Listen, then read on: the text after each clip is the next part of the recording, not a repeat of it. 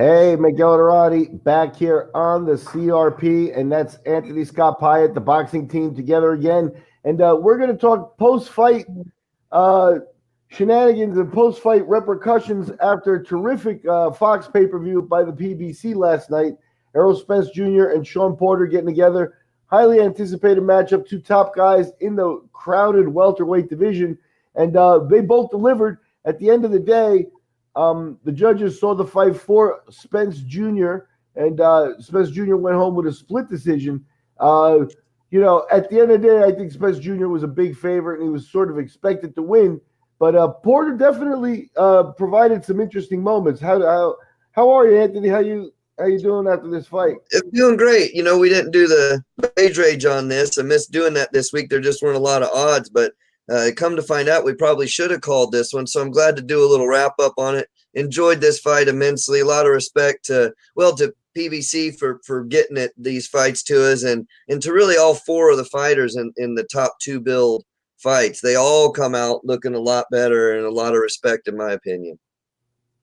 Yep, I think the PBC definitely got the most out of the guys on the card here. Let's go ahead and start at the top, though. Let's go. The welterweight bout saw Porter and Spence Jr. lock up. They've been talking about it for a while. They finally did the fight. It was a unification bout in that there are two belts on the line, and Spence Jr. goes home with both of the belts. The split decision: 116-111, 116-111. The judge that had it for Porter had it 115-112 for Porter. So, I mean, at the end of the day, people watch the fight and people give Porter a lot of credit. A split decision superficially sounds right.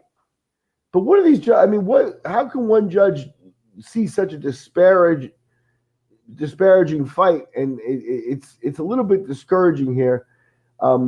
Because the scores are just completely opposite by one judge, and it just doesn't make a lot of sense. But the problem is the right guy won, so nobody brings up much of an uproar, right?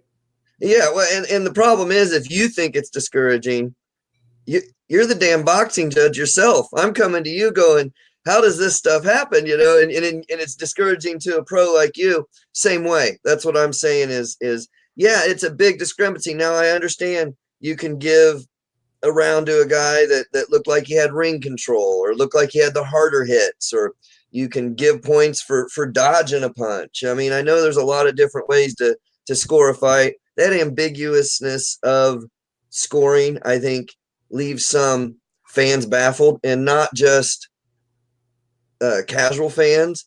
But folks that really enjoy the sport. It's different with in a different state or a different commission. It's different.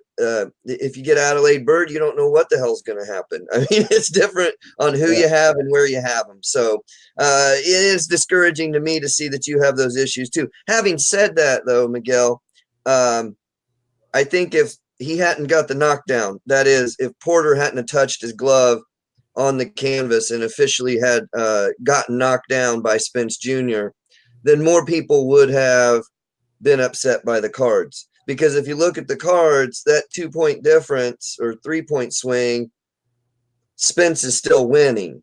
And then people would have been upset. But because he got knocked down, I think people that said it was basically a tie, but one knockdown, you can give it to Spence and no one complains. So the knockdown stopped the court of public opinion from being outraged, but it wouldn't have really changed the scorecards significantly. Same result. I agree with you. And this is a situation where, maybe a reassessment of Spence is due, because he did come into this fight a major favorite, and he's been labeled the number one guy in that weight class. And he talked about knocking Porter out and this, that, and the other stuff. It didn't materialize. I mean, I guess he got him down in the 11th and stuff, but overall, Porter was able to absorb and walk through a lot of his shots and stuff. So is Spence Jr. now, combine that with, a non-knockout of 135-pound Mikey Garcia, and all of a sudden, Spence Jr. now with maybe, facing more talented guys, the knockouts aren't going to come, and he's going to be forced to fight 12-round fights. Does his technique hold up? We always thought it would with him, down from like the rumors of the legendary sparring session with Mayweather and blah blah blah. You know, the kid's always been carrying a little bit of label of as a special fighter, but you know, Porter. I think Porter's the guy who exceeded more expectations yesterday in that fight. Believe it or not, Absolutely. even though I do agree with the decision and that Spence Jr. won the fight.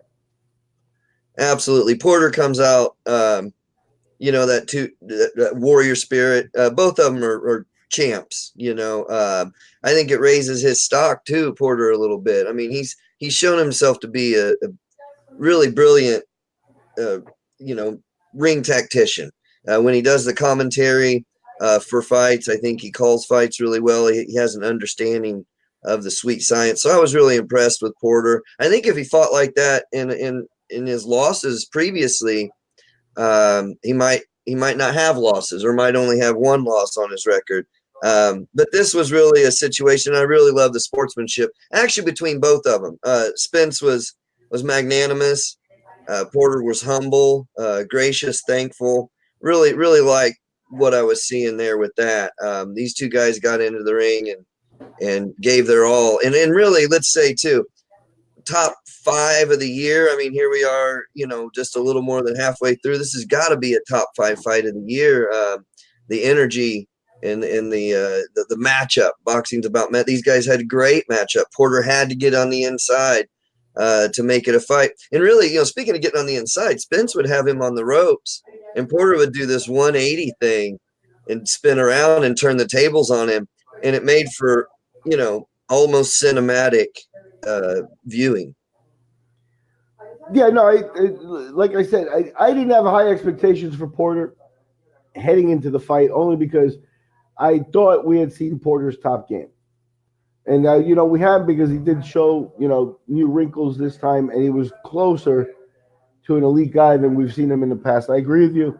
This version of Porter would have been a nightmare for some of the other guys, but the pattern is set with Porter in my book, and it held true here, although there were, you know, maybe some moments where he was looking good.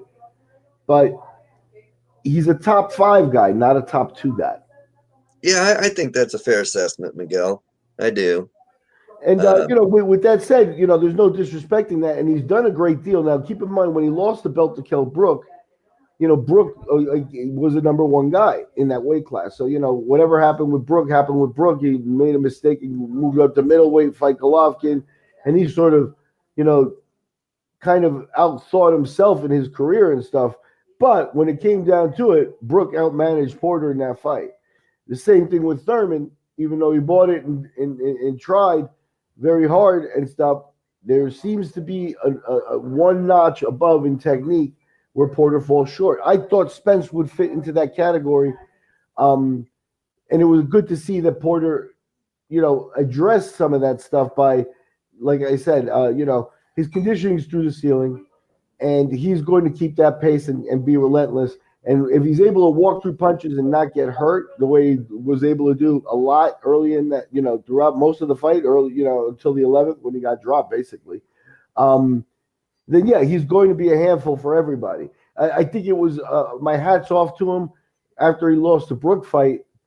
And, you know, he was a former world champion. And years started to go by. I believe it's almost been 5 years before he went and won another world championship to be able to call himself, you know, to set up this unification bout. That second title reign, you know, is a hats off to Porter and to perseverance and to how a professional should conduct himself, because, you know, you're talking about a guy who really never took his eye off what the prize is, right? And that's, you know, being at the top and the championship belts and stuff like that. And then looking for a fight like Spence Jr., you know, he's looking for a challenge and stuff. So, yeah, Porter could work for me anytime in terms of boxing and stuff like that. But I think the assessment holds water. At the end of the day, he's a top 5 guy who never quite broke into the top 2. Well, when you talk about those rankings, Miguel, I think we should extrapolate a little bit. Not only do I have a lot of respect for Shawn Porter, but not only do I agree with you that he's top 5, or top 7 perhaps, but in that top 5, not in that top 2. I think you look at some guys that were there last night and one that wasn't, In other words, two of the fellows commentating. I think Danny Garcia is probably sort of at the level of an Errol Spence Jr. I probably would give the edge to Errol Spence in that fight a little bit, but I would rate it kind of like this. I think Danny Garcia matches up even a little bit better than Shawn Porter does with Errol. So I think anything could happen. So by that estimation, I put Danny probably just a little bit above Porter at this point as well. But when I turn and look at like a guy like Keith Thurman, I tend to have Keith Thurman definitely above an Errol Spence.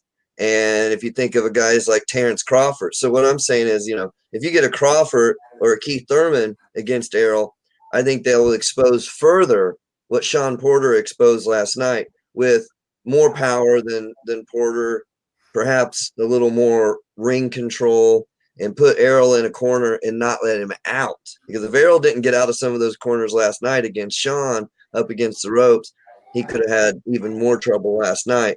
I don't think he gets off the ropes easily with a Keith Thurman pounding on him and hitting him to the body. Yeah, I mean, what's next for Spence Jr. is one of the big questions now, and it looks like they're going to lean more towards. Now, keep in mind, they got Thurman on the roster, right? So Thurman's there with the PBC. They could cash that fight for 2021. You know what I mean? Well, they have Garcia, too. They have Danny Garcia as well. Yeah. Now, in terms of Garcia, I think Garcia, you're right. I think you're talking about another top 5 guy. But here's another guy who I think the book is still out if he's ever going to get into the top 2 in this weight class.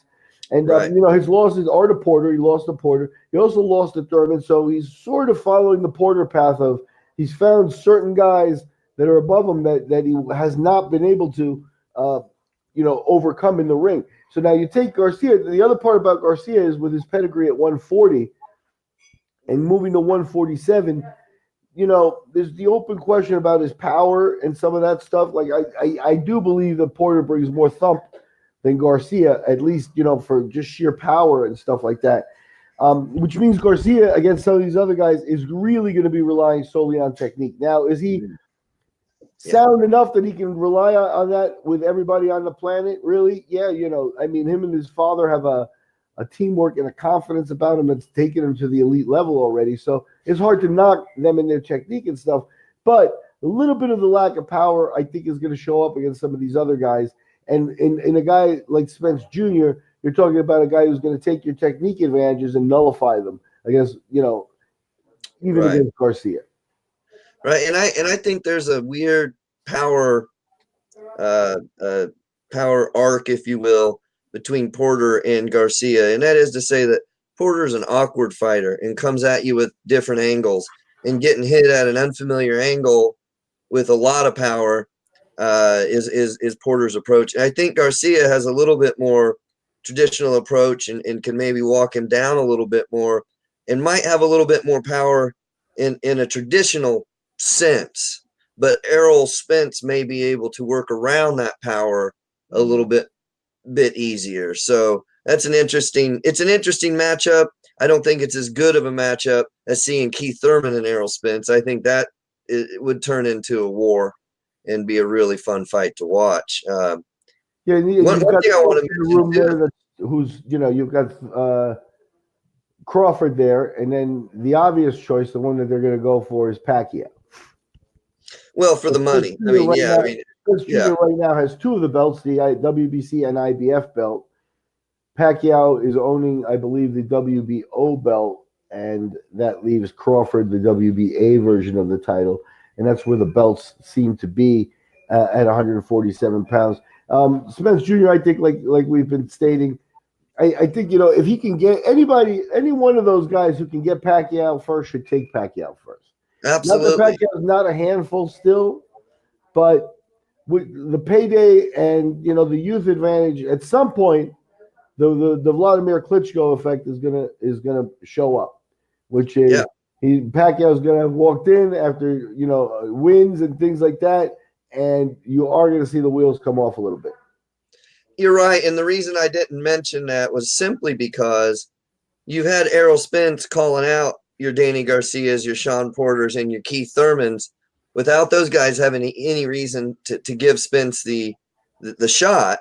And now that he has 2 belts, you have Garcia calling out Errol Spence. So it's about leverage, and it's about who has a belt, and not just name notoriety, but who has the belts, what can make a money fight. And so the reason I'm not mentioning Pacquiao a lot in that is because I think these are largely Pacquiao's picks. He gets to fight who he wants next, because everybody will fight Pacquiao because it's the biggest payday in that weight class. Hell of a weight class, by the way. I mean, let's just acknowledge that this is a modern day, a golden era, if you will. That weight class is amazing. Yeah, I mean, 147 is loaded. It's been loaded. Mayweather was the head honcho at this weight class for while he was around and stuff, and after that, it never sort of really lost. That tier behind him had so much talent as we're seeing now that the PBC's got a pretty good roster. I think the people he called out are PBC roster guys, and he kept it in house. That makes sense, and you're right. Obviously, though, the Pacquiao fight's the most appealing one for every one of the guys involved. It's just, how stoked and high is Pacquiao on himself after the last performances, and does he really think he can? He's got what it takes to get at one of those younger lions. To me, the path goes this way. Spence has 2 of the belts. If you grab Spence and Pacquiao, and Spence wins, now Spence has 3 of the belts, and that gives Spence the leverage he wants to negotiate with Crawford. Because Crawford sits outside with Top Rank, and Bob Arum tends to get the fights he wants, and if he doesn't want to give up Crawford to the PBC, or put him in with a PBC fighter, or whatever the politics are there, then we could be stuck without that fight. But I think that the path to that fight is easier if Spence takes out Pacquiao first.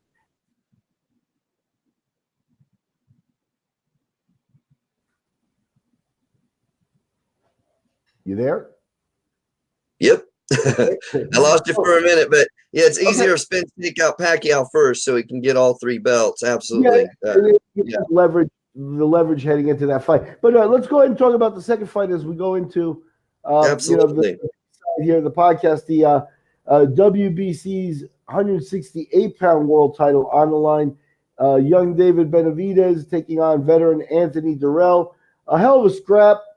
This one also did go the way most people expected. That's that Benavidez, with his youth and the combination of experience and technique and stuff that he brings, is going to be a handful for most people in this weight class. And Dirrell had nice moments early in the fight, but at the end of the day, the fight gets stopped in the 9th. Yeah, he did have some nice moments. He had some nice straight punching. Benavidez, taller and lankier, stronger. But Dirrell was able to come in through the middle of that a little bit. That cut, let's face it, that was one of the more gruesome cuts I've seen in a few years. Above the eye, opening up. Doctor probably could have stopped it a round or 2 sooner than he did. He did look like he could see out of it. I'm glad they let it continue. I found it funny, of course, that PBC is the folks after the fight that are interviewing Benavidez, of course, and he's undefeated, but he had to come back and win the belts back, and they were like, "You had a detour. you lost your belt for issues outside the ring. Okay, dude got busted doing coke. Let's just say what it is. Let's not try and sugarcoat it. Never mind the pun. But let's just say the guy screwed up, and he's making it better, and that's fine. It's the great redemption story. Let's not act like he, stubbed his toe or missed a flight and couldn't make a fight one time or something. I mean, it was just great how but having said that, Benavidez also showed me some things. Being challenged like that, he had some energy late. He really seemed to be adding a little bit to his combinations of punches. It was a little stale to me when I first watched him early in his career. Not that he needed more, the level of guys that he was fighting, but he seemed to mix it up a lot better. Some nice uppercuts. So I'm glad to see the young man back on the path, and hopefully he's staying on that path and not got his nose in a bowl of sugar today. Let's see what happens.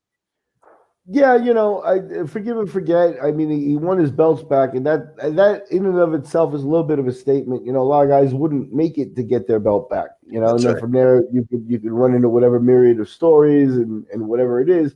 And this kid, sort of kept his eye on the prize and has the belt back. So, um, he's done the right thing. Now he just has to keep doing the right thing. Yeah, he That's could right. roadblock himself, and if partying or whatever is going to be a constant issue in his career, then you're probably seeing a high peak this last weekend, before another fall. Hopefully that's not the case. Hopefully he gets his head on straight because, he's now 22-0. He's 22 years old, now a two-time world champion. Um, in a weight class at 168 pounds, where Mexican tradition, the weight classes, and the pedigree of the country isn't that deep at 168 pounds. No. So Yeah. he's got an ability or capacity or potential to really etch his name as the first guy in that weight class to impact for real the world scene and stuff like that. And he's done a good job so far, right? He's been that Yeah. guy so far. There's no shame in what he's done except for maybe the little slip up there. And like I mean, he's 22 years old, so I mean, if Yeah. you're going to do coke, maybe 22 years old is the right time to do it, or Yeah. maybe Yeah, and 82. I didn't want to come across as hating on him too much. I just felt it's funny how the corporate folks at PBC tried to gloss over it. So Yeah, uh, I mean, I'm not I'm trying to put him on blast. no, I'm totally, I'm okay with it, but I'm okay with them not being zero tolerance, but I don't want to see like he should have, he should be on a short leash. It shouldn't That's happen right. again. If That's it right. does happen again, then the treatment won't be, well, we'll get you a belt shot and you can try to get your belts back again. No, no, no. You go back in the line, you do your work if that's what you want to do, because right now the second time labels you firmly unreliable. The first time, the PBC by glossing it over looks to me maybe like, they're willing to let him. He's okay for now, Yeah. but antennas are up. He should be aware of that. That's right. That's right. And that's a fair way to put it. Absolutely. And that's So the great thing about your fighters that are just in love with the game. Versus a Mike Tyson that can lose to a Buster Douglas because he's not taking it seriously, versus a guy like, going back to one of my favorites, broken record here, but Lomachenko that just lives for the game. He's no, got destiny in mind. He's not concerned with the frivolous things. So that's the prototype. And I hope, like you said, at 22 years of age, he has a possibility to set some really nice, impressive career in front of him for the next 8 to 10 years or whatnot. So yeah, could be fun to watch. yeah, and again with pedigree like that, it sets him up. Maybe you can teach afterwards, or you get the celebrity status, and maybe if you get to the point where you can headline a couple of shows in Mexico, you could bank some real money and maybe take care of your family for a long time. At 22 years old, there are a lot of 22-year-old Mexicans that don't have that in their lives in any way. There's lots of 22-year-old Americans. There's lots of 22-year-olds all over the world that don't have that glimmer of hope. So he needs to, like I said it earlier in the pod, keep his eye on the prize, which is, that's the prize, is legacy. Take care of your family. When you're That's it. 35 years old and retired and maybe need a knee operation, then you can go get your knee operated on, and then That's right. you're not getting help. Yeah. GoFundMe.com. You know what I mean? It's like Yeah. at 22 years old, it's young. A lot of people have more years of paying dues and things like that. Ask Mickey Ward about paying dues. Ask guys Right. like that about it. He's in a good position in a very difficult sport, and it would be a shame to see him destroy it. That's why I'm okay with sort of the free pass they gave him. I do think, you could be more forthcoming. You could be a little more honest. Like you said, don't insult me by being like, hey, hey, you didn't make weight and lost the belt or whatever, try Yeah. to give me a different impression kind of thing.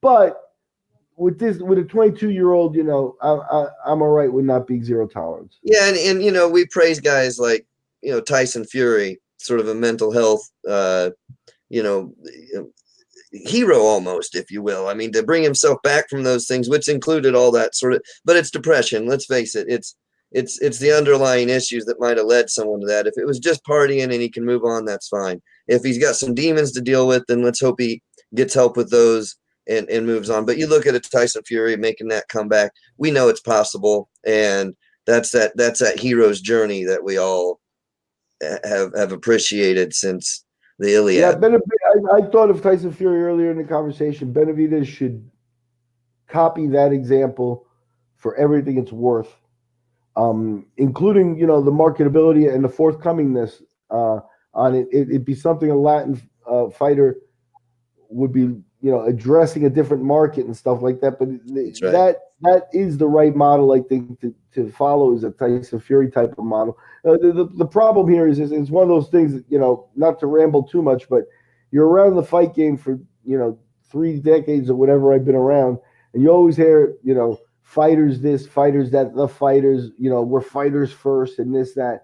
And that really only applies to me just to a certain extent. Yeah, not everybody can get into a ring and compete and go at it with each other, and there is a little bit of what makes a fighter of that, But at the end of the day, there are human beings, and there are going to be other factors. And the problem with Fury is Fury may be depressed, but he's not an addict. Right. And the Benavidez is actually going to face something that, he was partying and yeah, I'm not doing that anymore. Fuck, it was a big fuck up and I learned my lesson. Then that's fine. But if addiction does show its ugly head, then he's, he needs to make sure that doesn't become the issue, because, then the story isn't just about a great comeback or winning his belts back. The sustainability won't be there. That's right. That's right. People won't trust him. Yep. Promoters or fans. Overall, kudos and hats off to the BBC. The PBC, when they started, people were like, oh, they're going to run out of money. And the first year, it's like, oh, they're already out of money. And then, you get another year. And maybe, from year 2 to year 3, they scaled down a little bit. And, they had some bad luck. I think, the predecessor to this Spence Jr. Porter fight was the Badu Jack James DeGale fight at 168 pounds, where they wanted to unify those belts and they wound up with a draw on their hands. And I think, and I think that sets the PBC back. I think this is an advancement, because I do think the goal here is, once they get a guy who's unified the belts and has all 4 belts, that's when you announce a PBC belt that replaces the 4 he's carrying. But until you've got a guy who has the 4 belts, you're not able to do that with the strength of taking all 4 of them and dumping them in the garbage. But right. I do believe that's the plan. So, we'll see if the PBC continues to do that. But like, we're into year 4 or whatever, and they're still there. They're still putting on the best boxing out there, mainly on free TV. This one was a pay-per-view, but Porter and Spence Jr. have been on free TV a lot for the PBC. They presented them and set this pay-per-view up real well. The fight delivered, so different than the DeGale Badu Jack fight, which kind of ended unsatisfactorily and left the weight class and both guys in limbo. This one, we got a definitive end, and we're in good shape. So more power to the PBC. Keep doing what you're doing, guys. Absolutely, loved it. Great night of boxing. Miguel, appreciate you joining. This is always a good time. These wrap-ups are really great. I mean, it helps put it in perspective, but it's also forward-looking, because you don't know the past, don't know the future. To see now Porter and Spence and the other guys that we've talked about, your Garcias and your Thurmans, these set up the fights that we're going to be talking about over the next 6, 12, and 18 months. So absolutely. Thanks to everyone for listening and watching, and stick with us. We're going to keep on this, and it's been fun lately. Boxing has been heating up. So It's a pleasure, Miguel. And what you get, ASP hit it right on the head. The bottom line is at some point, Spence Jr.'s next fight will be announced. At some point, Porter's next fight will be announced. And the PBC does a great job of, not letting people sit. Once you've gotten into the rotation, you can look at some of the other fights on the undercard, this Saturday, and see that they keep their guys busy. So we're going to see those guys again. Mm-hmm. And, we'll be there with the odds, and ASP will be there with the Piatt picks. So I'm Miguel Iturrate. This has been our Spence Jr. versus Shawn Porter post-fight wrap-up. Live boxing at the Staples Center on pay-per-view really delivered last Saturday night.